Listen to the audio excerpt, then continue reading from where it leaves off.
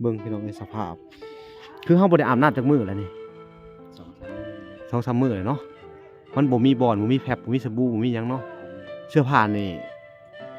ประจำเลยตัวเดียวเลยเป็นหลักเลยเนาะอันนี้ก็เฮาบ่ได้ไปเอาของเขามาบ่เลือกได้เลยเสื้อผ้านี่ได้เขาให้มาเนาะปัจจุบันนี่ความฝันของเจ้าอันเจ้าอยากได้หยังน้องในความฝันอยากได้เพื่อนพอเฮาได้เฮือนอยู่แล้วเฮาสิเฮ็ดจังได๋สู่ซนไปต่อโดยสู่ชนไปต่อโดยอืมคือแม่นแหละเนาะทุกคนเนาะเฮือนอยู่คือบ่อนที่อาศัยบ่อนอยู่อาศัยน้องบ่อนที่พักพิงในยามเฮ็ดเวียกเฮ็ดหยังเมื่อยบ่อนที่เฮาหลับเฮานอนพี่น้องเอ้ยบ่อนที่ปลอดภัยเนาะอืมแม่นแต่มีเฮือนแหละน้องต่อไปสิอันคือสิวางแผนแบบใดต่ออีกบัดนี้ขอถามเพิ่น ว่าสิหาเอาเอง สิหาเองสู่เอาเอง มีบัตรอยู่ก่อน บ่มีบ่อนอยู่ก่อนโดยโดยปาดพี่น้องเอ้ยน้ำหนาวในช่วงที่มันหนาวๆอะจะไปอยู่ในไสอยู่น้ำขี้ดินแล้วเฮ็ดได้บัดนี้ดังไพ่นอนน้ำแคมขี้ตะไคร้ดังไผนอนในแคมป์ผีตะไผอันนี้คือเป็นจุดสุดท้ายที่เฮามาอยู่เนาะตะกี้เฮาเคลื่อนย้ายไปไสแหน่เฮาเคลื่อนย้ายไปตะกี้มันก็แลอยู่ป่าอยู่ดง อยู่ป่าอยู่ดงเลยโดยอยู่กลางป่ากลางโคกกลางดงอันน่ะพุ่นน่ะโดยปาดสุดยอดอะลีเนาะพี่น้องเนาะปาดเถอะคลิปนี้พี่น้องเอ้ยก็น่าเศร้าใจอีหลีเนาะเคยได้กินข้าวแบบว่าเต็ม3มื้ออยู่บ่บ่เต็มเฮากินอันว่าให้อ้ายพังบ่เนาะชีวิตของเจ้านะเคยแบบเต็มมือเดียวมือกินมือได้กินมือบ่ได้กินอืมื้อได้กินมื้อบ่ได้กินเนาะโดยพี่น้องมื้อได้กินมื้อบ่ได้กินเนาะ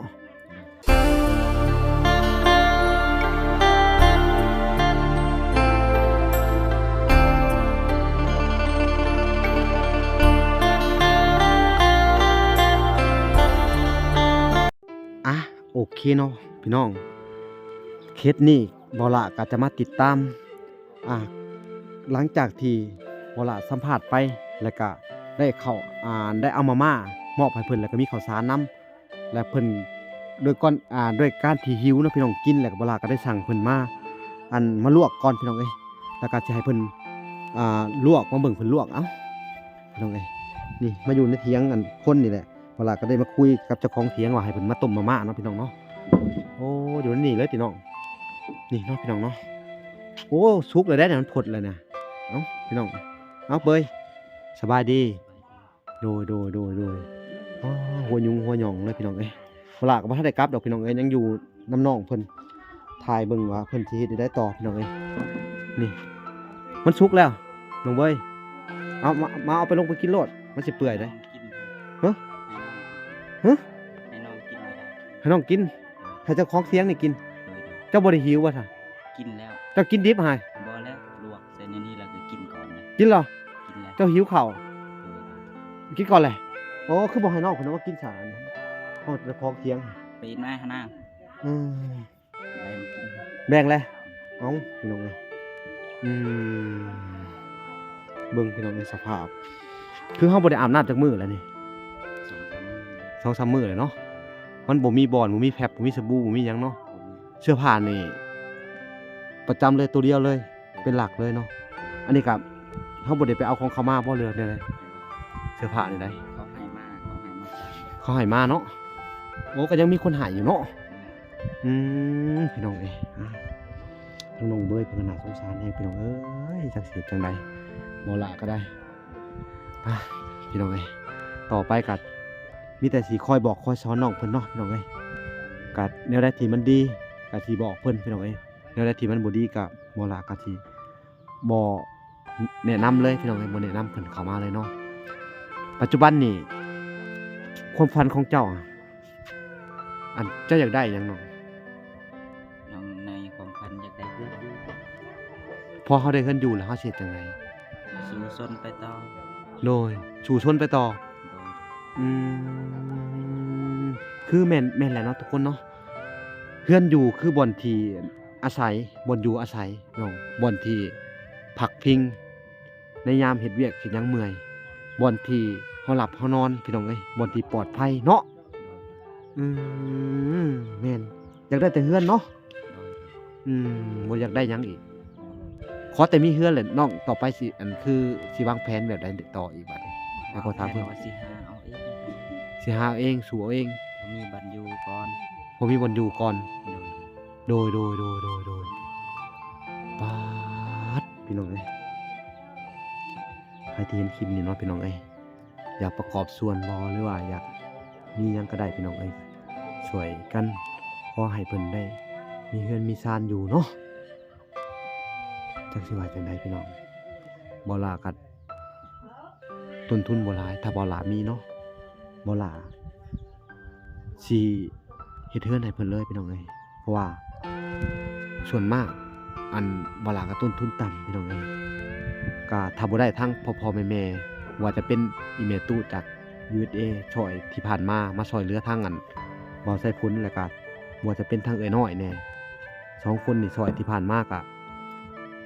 บ่หลาก็แทบจะบ่มีเงินเติมน้ำมันพี่น้องเอ้ยเพราะว่าเงินเดือน YouTube แต่เก่าก็บ่ได้พี่น้องเอ้ยหาก็สิมามีขึ้นน้อยหนึงบางมาเฮ็ดคลิปอันบ่ใส่พุ้นนี่พอได้ค่าน้ำมูกน้ำมันพี่น้องเอ้ยเดือนหนึงก็บ่หลายพี่น้องเอ้ยเงิน YouTube มันก็บ่ยิงตามยอดวิวพี่น้องเอ้ยอะจังได๋ก็อย่าพี่น้องเอ้ยบ่ล่ะก็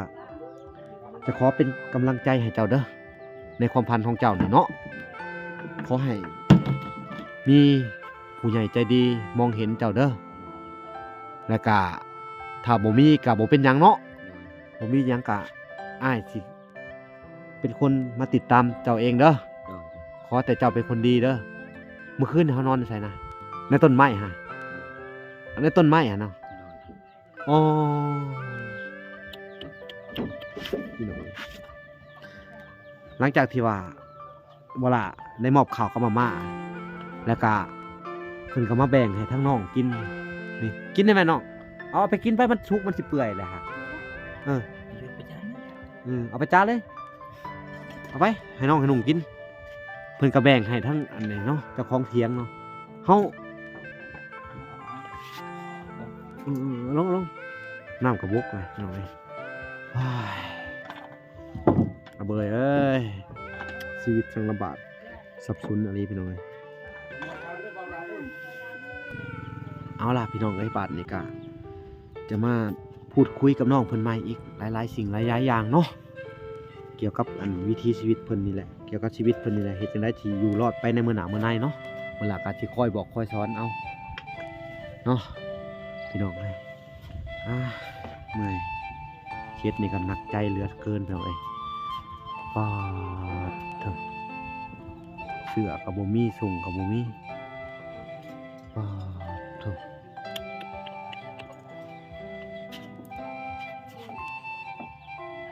นี่เนาะพี่น้องเนาะ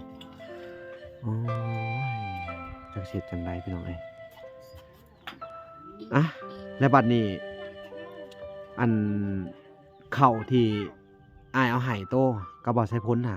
จะสิได้กินจะสิเป็นหนึ่งมาใส่ ข้อหนึ่งของเขา ในเฮือนนี่สิได้บ่ในเฮือนนี่อ้ายสิบอก จัง เด้อ ได้อยู่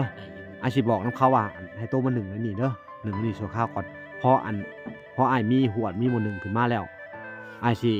อันเอาไปให้โตในบ่อนอันเฮือนโตหั่นเด้ออันนั้นบ่อนในเฮือนต้นไม้โตแหละเนาะมันน้ำหนาวในช่วงที่มันหนาวๆจะไปอยู่ในไส โดนขี้ดิน แล้วเฮ็ดได้บัดนี้ ดังไฟนอนแคมขี้ตะไคร้ ดังไฟนอนในแคมป์ผีตะไคร้ โดย อันนี้คือเป็นจุดสุดท้ายที่เฮามาอยู่เนาะ โดย ตะกี้เฮาเคลื่อนย้ายไปไสแหน่เฮาเคลื่อนย้ายไป ตะเกียงก็ได้อยู่ป่าอยู่ดงครับ อยู่ป่าอยู่ดงเลย อยู่กลางป่ากลางโคกกลางดงอันน่ะพุ่นน่ะ โดย ป่าสุดยอดอันนี้เนาะพี่น้องเนาะป๊าดเถอะคลิปนี้พี่น้องเอ้ยก็น่าเศร้าใจเลยเนาะโดย เฮาเคยได้กินอิหยังแบบ อันน่ะบ่แบบเคยได้กินข้าวแบบว่าเต็ม3มื้ออยู่บ่ บ่เต็ม เฮากินอันอ้อยอ้ายพังหมดเนาะชีวิตของเจ้านะเคยแบบ ได้แต่มื้อเดียวสะมื้อกินมื้อได้กินมื้อบ่ได้กิน อืมมื้อได้กินมื้อบ่ได้กินเนาะอืมโดยพี่น้องเอ้ยมื้อได้กินมื้อบ่ได้กินเนาะและอันหิวแห้งๆนี่อันจำเป็นบ่ถ้าเฮาหิวแห้งๆจำเป็นแล้วเนาะต้องมาชุมน่ะไปพ้อเถียงเขาอิหยังนี่ก็เฮาขอเขาก็ให้อยู่เนาะ บางบ่อนก็บ่ให้คือเฮาเว้าเลยเนาะ โดย อืโดยถ้าบ่เห็นเจ้าของเขาแล้วเฮาเฮ็ดจั่งใด เฮาก็ต้องเอิ้นก่อนเอิ้นแล้วขึ้นไปกิน เอิ้นแล้วขึ้นมากิน โดย เอิ้นแล้วบ่เห็นเขามาเด้ซะบ่เห็นเขาบ่ได้ยินก็ เข้ามาเฮาก็กินแล้วก็นอนท่าอยู่ นะ ยันเขาให้ แล้วว่าเขามาเขาก็ให้บ่ เขามาเขาก็ให้อยู่แต่ใครได้ เออเฮากินแล้วเฮานอนอยู่หั่นเนาะให้เขาเห็นว่าเฮาบ่ได้รักอันหยังเขาแม่นบ่ โดย เขาก็ค้นโตเฮาบ่ เขาก็คนนั่นแหละ อืโดยเนาะพี่น้องเอ้ยป๊าดโตจังได๋ก็อย่าเด้อเบ้ยเด้อ โดย ขอให้เจ้าสู้อีกครั้งหนึงเด้ออายุ14 15ปีพี่น้องเอ้ยอายุ14ปีกำลังเป็นวัยรุ่นกำลังเป็นวัยที่เขาเป็นวัยรุ่นพี่น้องเอ้ยวัยก็อยากลองอยากรู้อยากเห็น แต่ว่ามันก็บ่แม่นอันคนในเมืองแล้วก็บ่แม่นคนมีพ่อมีแม่พี่น้องเอ้ยเพิ่นก็บ่ได้ใช้ชีวิตแบบวัยรุ่นแม่นบ่ โดย แต่ละมื้อต้องอยู่ในป่าในดง โดย เนาะวัยรุ่นคนอื่นเขาพี่น้องเอ้ยลูกเต้าคนอื่นเขา มีครบเบิดพ่อแม่ มีข้าวมีน้ำกินมีรถมีรางขี่แต่เจ้านี่บ่มีเลยบ่มีทุกอย่างเลย โดย ตื่นเช้ามานี่วางแผนจังได ตื่น พอ เช้ามาวางแผนนัดไปหาเงินไปหากิน ต้องวางแผนออกมาหากินเลย โดย แล้ววาดนี่วางแผนนี่อันดับแรกนี่คืออีหยังนะสิเจ้าไปหา อันดับแรกก็คือจะไปหาขึ้นพีซี ยามนี่มีเนาะ นี่ ได้หลายชุดนี่จักโล 2 โล 3 โล 3 โลพอบ่พอปาดตะพี่น้องเอ้ยเมื่อยบ่ได้กินข้าวบ่ได้จักโล แล้วเฮาเฮ็ดจังได เราก็ต้องไปหาสู้หาขอกินไปเรื่อย หาข้าวกินไปก่อนเนาะ ๆโดย อืมข้าวสู่ขอหาขอกินไปก่อน แต่มีบ่เพิ่นเนาะพี่น้องต่อจากเมื่อกี้นี่เนาะเขาก็ได้ถามเพิ่นพอดีแบตบ่าวหลาได้เบิดเนาะทุกคนก็ได้ชาร์จแบตใหม่แล้วก็ได้เอาบ่าวไสคนมาอันเพราะว่าเพิ่นเป็นคนอันพื้นที่ก็ว่าแม่นเนาะเป็นคนภาษาเดียวกันเนาะ โดย โดย แล้วก็เป็นคนบ่มีคือกันคือน้องคือกันนะ โดยแม่นตะกี้นี่สู่คนสู่บ่มีเนาะเคยมาไปมาหาสู่กันแม่นบ่ โดย เคยไปเล่นน้ำกันแม่นบ่พุ่น เคยไปลิ้นน้ำกันแต่เก่าตอนพ่อเรายังบ่ทันตายนะกะน้องก็ไปอยู่เถียงนาเขา อ๋อ น้องไปเทื่อนึงนะ ไปเล่นเนาะ โดย ตะกี้เราก็บ่มีเฮาก็บ่มีไปเล่นน้ำกัน โดย อืมตะกี้เถียงนานี่คือเถียงนาเราเฮ็ดกันเราเช่าเราเฮ็ดนาเขาสิเนาะ จักหน้าเขาจักเป็นดินเขาและเขาขอเฮ็ดแล้วว่า เอ แต่เฮ็ด อ หน้าก็บ่ได้ใหญ่ซำนี้แหละ เขาขอเฮ็ดนาคนอื่นเนาะ โดย แต่ก็เป็นคนที่บ่มีหยังมาแต่กำเนิดแหละเราเนาะ โดย ไปเดียวกับเจ้าตะกี้เนาะ แม่น แล้วเฮาไปมาหาสู่น้ำกัน โดย โดยพี่น้องไอ้บ่ใส่พ้นเพิ่นก็เคยไปเลิ้นน้ำหยังน้ำพ่อเพิ่นเคยเห็นอยู่เนาะพ่อเพิ่นตะกี้เนาะ เคยเห็นอยู่ เคยเห็นลาวบ่ เคยเห็น เอ แต่ อ ลาวนั้นบ่จื้อดอก อื ตอน ม น้องไปนะลาวนี่ยังน้อยๆนะ อืม รุดหักผู้หญิงผู้นี้ โอ้ รุดผู้นี้แน่ โด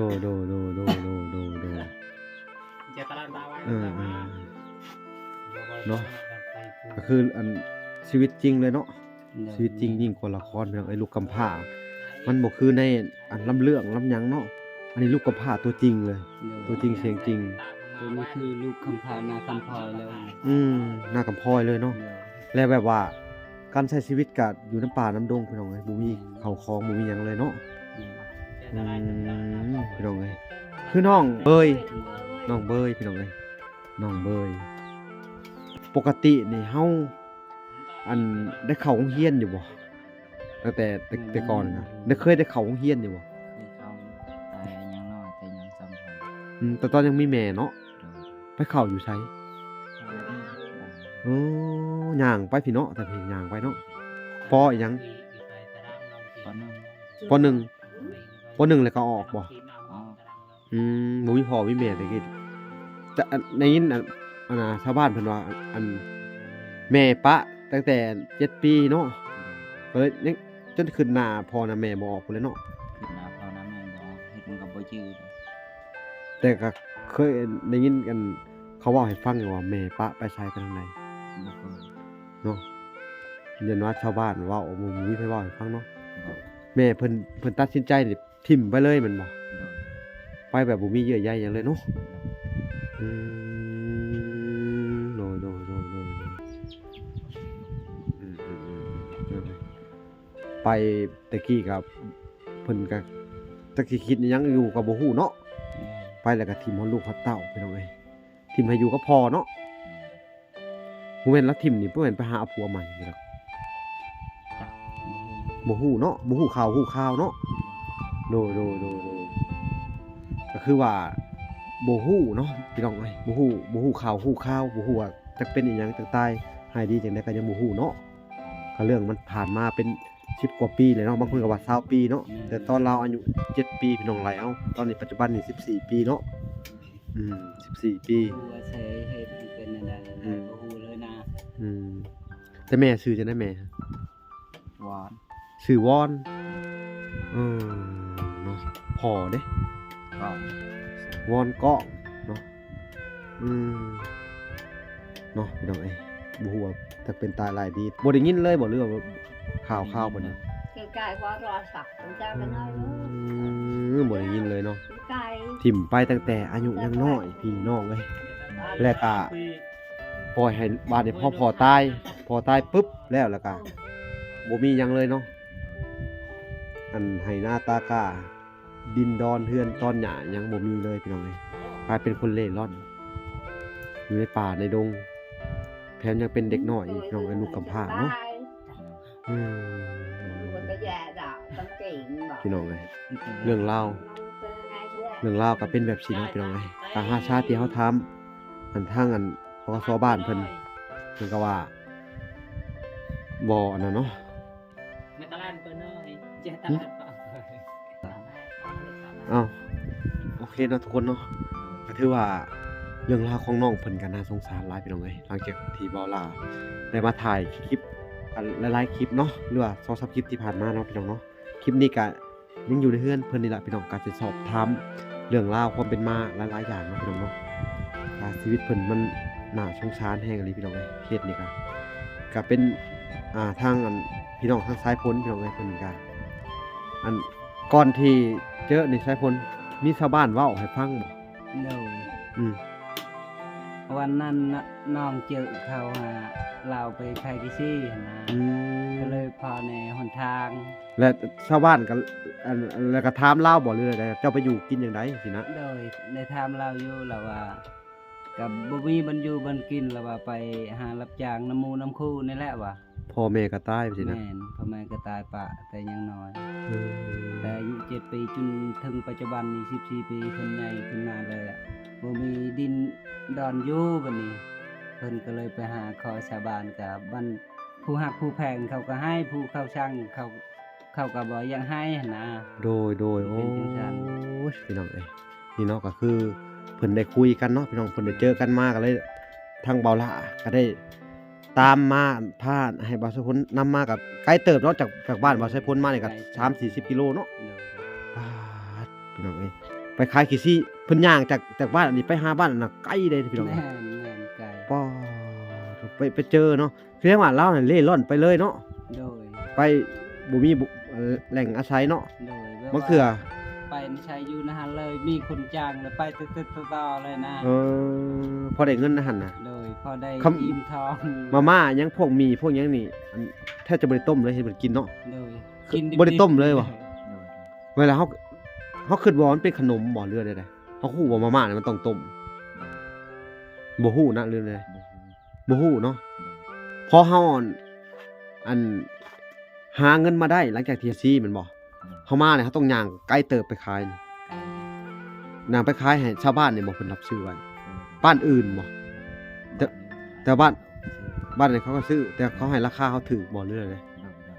เนาะเฮาได้แล้วก็เฮาซื้อมาม่าแทนที่เฮาสิต้มเนาะพวกหมี่พวกหยังเนาะเฮากินสดเลยเนาะบัดข้าวนี่คือน้องเว้าเนี่ยต้องเป็นหลักหนึ่งของเขาหรือว่าแทบจะบ่ได้ซื้อข้าวเลยแบบหรือว่าเฮาไปซื้อแต่ขนมข้าวต้มนี่มากิน ซื้อขนมข้าวต้มบางเทื่อก็ซื้อข้าวซุปนำเขาเลย ซื้อข้าวสุกของเขาเลย แต่ส่วนร้ายนี่คอนี่เขาบ่อยากให้เนาะบางเทื่อก็เขามีเขาจะขายให้กินเนาะอืมพี่น้องเอ้ยเนาะจักสิเฮ็ดจังไดพี่น้องเอ้ยเป็นจังไดว่าสะพลคิดนี่คือเจ้าบ่ แม่นคืออยู่น่าสงสารอยู่ เนาะ เด้อ แบบว่าคือเจ้าเศรษฐกิจบ่หรือว่าจังได ตามเบิ่งเราเรื่องที่หลังผ่านมาน่ะก็คือค่อยคือกันนั่นแหละ บัดพอเฮามาเบิ่งตัวจริงเนาะมาเบิ่งบ่อน แต่ บ่อน ว่า เพิ่น มี นอน เงินดำ50 3แสนเพราะว่ามันบ่พอได้เก็บโฮมไว้หั่นนะก็เลยแยกชื่อนั้นชื่อนี้ก็เลยหมดไปนะ คือเพิ่นนี่แทบจะบ่ได้ซื้อชงเสือหยังก็แทบจะไปซื้อพอได้ไปซื้อกินงอกแงกเนาะเงินมันก็บ่ได้หลายดาน4-50เนาะบางเทื่อเฮาอาจสิเมื่อยบางเทื่อเฮาหามื้อนี้บางเทื่อก็มื้ออื่นก็บ่ได้ไปหาสิเฮาก็ใช้เงินเท่าเก่าเบิดเก่ามันเบิดเฮาจังได้ไปหาบ่สิบ่เรือได้ โดย บางทีมันไปหาขี้ซี่มันก็บ่แม่นของง่ายเนาะ โดยมื้อเทื่อก็หาได้ก็จ่ายให้เงินตัวนั้นหมดก่อนจังไปหามันก็บ่ทันกินเต้บัดนี้เนาะ แต่ว่าไปหาคู่มื้อบางมื้อก็ได้บางมื้อก็บ่ได้มันขี้ซี่มันแม่นสิมีแต่เฮาหาบ่หรือใดๆหรือว่าคนอื่นเขาก็หาคือกันบ่ หาคือการฝึกสบะในเข้าหาคือกัน แบบมันเป็นการแบบว่าเครื่องป่าของดงพี่น้องเนาะมัน โดย คนชาวบ้านก็บางคนก็บ่มีอาชีพเขาก็ต้องไปหาขี้ซี่คือกันกับเฮาเนาะ แม่น อืมบางมื้อนี่ไปไกลจักกิโลไปหานี่เอ้าน้องถามหน่อยไปไกลเติบบ่จังสิได้ขี้ซี่ย่างเนาะ ประมาณ 3-4 ลักนี่แหละ บ้านนี่ฮ้อนย่างได้ขี้ซี่แล้วเป้าหมายของเฮานี่มันบ่มีเฮือนมีชาติเลยมีแต่มุ่งหน้าอันไปหาพ่อค้าเลยบ่ย่างไปพ่อค้าบ้านไกลเลยบ่ โดย คำใช้ก็นอนหันอีกไปขายขี้ซี่ค่ะ โดย ทันไม่คาไม่ใช่ไกซึ่งชื่อว่าคายนะฮันเนาะตามเบิ่ง คำแม่นไปเรื่อยๆบัดซี่ฮะเขาบ่มีหลักแหล่งนี่เขาบางคนเขาก็จับไว้ได้ แม่น ว่าเขาทุกมื้อนี่มันมีข่าวอันหยังวะระบีระเบอเนาะ เดี๋ยว ระบีมันคือหยังวะคน คนบีคือว่าเขาคาแล้ จั ว บ เขา คนแล้วเขาก็จะเอาหน่วยตาจับ เขาไปจำอันน่ะ ผี ไปจำผี เขาคิดว่าซั่นเนาะมีข่าวเนาะในบ้านนี่คือได้ยินข่าวเขาเว้าเนาะมีระวีอีกพี่น้องเอ้ย มี จะเสียจังไดเนาะบ้านเมืองเฮาอยู่ยากแหละพี่ เดื น้ อ อน งเอ้ย 4เดือน5ในกายมันสิมีละเวละ อืม เพราะว่าแต่ละปีน่ะมันมีนะ แต่ละปีมีกูปีเนาะ แม่น เดือน4เดือน5มันออกมาเลย แม่น เขาว่ามันน่าจะเป็นฤดูฤดูพวกกินไอ้เงี้ยพวกจับคนเนาะแบบว่าไหลจับเอาคนไปขายบ่จัก แม่น ฤดูนี่เด็กน้อยมันสิขึ้นโคกหลายบ่ ก็ลายอยู่แต่เขาฮู้เลยเขาบ่เคยชูออกดอกเด็กน้อย เขาก็ย่านเนาะระบี้เพิ่นว่าพี่น้องเอ้ยคืออันแก่งโจรหลักเด็กพี่น้องแก่งโจรขโมยเด็กเนาะ แม่น ระบี้ผู้เฒ่าผู้แก่เคยเว้าให้ฟังอยู่ตะกี้พุ่นเนาะ แต่น้องก็ยังบ่เคยเจอมานะ อื ว่าม ได้ เอาจังได๋ก็ สิแม่นความจริงหรือว่า อันน่ะเบ้ยสู้ต่อไปก่อนเด้อเดี๋ยวอ้ายมาคือเว้าแหละเทื่อหน้าอันเพราะว่าตอนนี้เขาก็ยังอยู่นํเจ้าสภาพคลิปต่อๆมาเลยพี่น้องเอ้ยเฮาก็บ่ทันได้ลงบ้านลงเรือนเนาะถ้าเฮาได้มาก็คืออันดับแรกก็สิซื้อขวดกับมันหมู่หนึ่งกับเคียงอีหยังแหละสิมาให้เพิ่นก่อนพี่น้องเอ้ยเอ้าจังได๋ก็ยาแหละพี่น้องเอ้ยบ่ล่ะก็สิจบ ให้เพิ่นข้าวสารนำ5โลบาลาเนาะ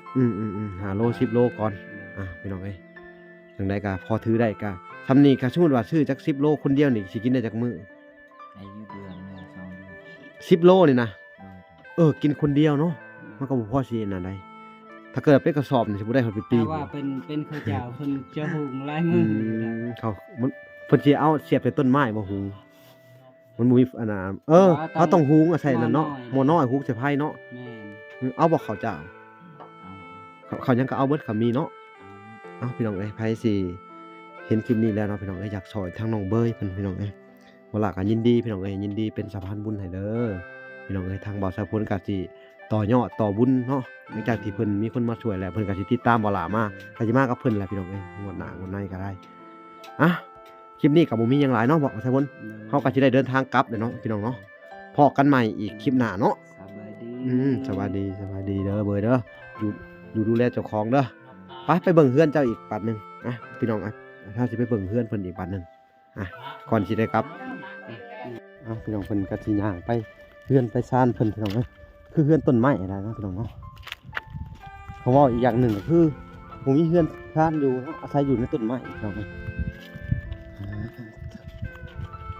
ลูกคำผ้าพี่น้องเอ้ยพ่อแม่ตายปะยังมีหยัง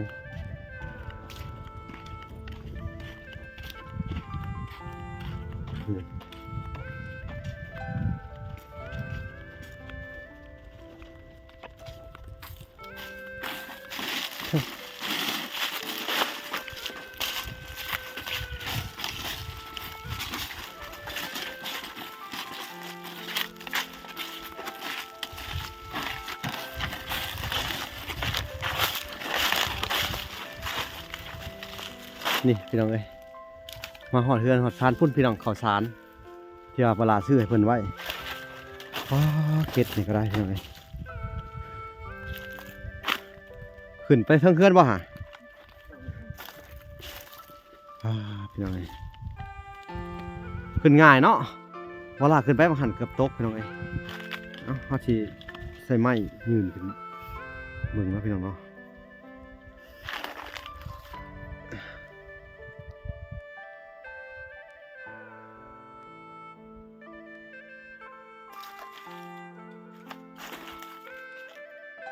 นี่เนาะพี่น้องเนาะ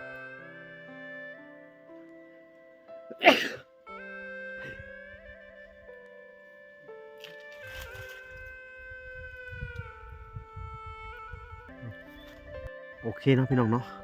ก็คือว่าเรื่องราวของน้องเพิ่นก็น่าสงสารพี่น้องเอ้ยลูกกำพร้าบ่มีบ่อนอยู่บ่อนอาศัยพี่น้องเอ้ยอาศัยต้นไม้อยู่เนาะจักสิเฮ็ดจังใดอ่ะน้อง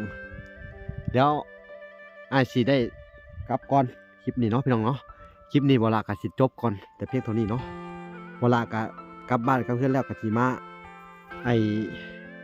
เยี่ยมมายามน้องเพิ่นคือเก่าเนาะพี่น้องเนาะด้วยความสงสารพี่น้องเอ้ยกินอยู่ผู้เดียวลำบากชีวิตเขาอยากจะช่วยคนคนหนึ่งให้มีชีวิตใหม่ขึ้นมาได้เนาะพี่น้องเอ้ยไผอยากจะช่วยทุนผู้ชีวิตเพิ่นให้กลับมาเป็นมีเฮือนมีซ่านมีบ่อนอยู่อาศัยพี่น้องเอ้ยก็บ่ล่ะก็ยินดีเนาะพี่น้องเนาะเป็นสะพานบุญให้คือเก่าเนาะทุกคนเนาะโอเคบ่มีหยังหลายพี่น้องเอ้ยพอกันใหม่คลิปหน้าบ๊ายบาย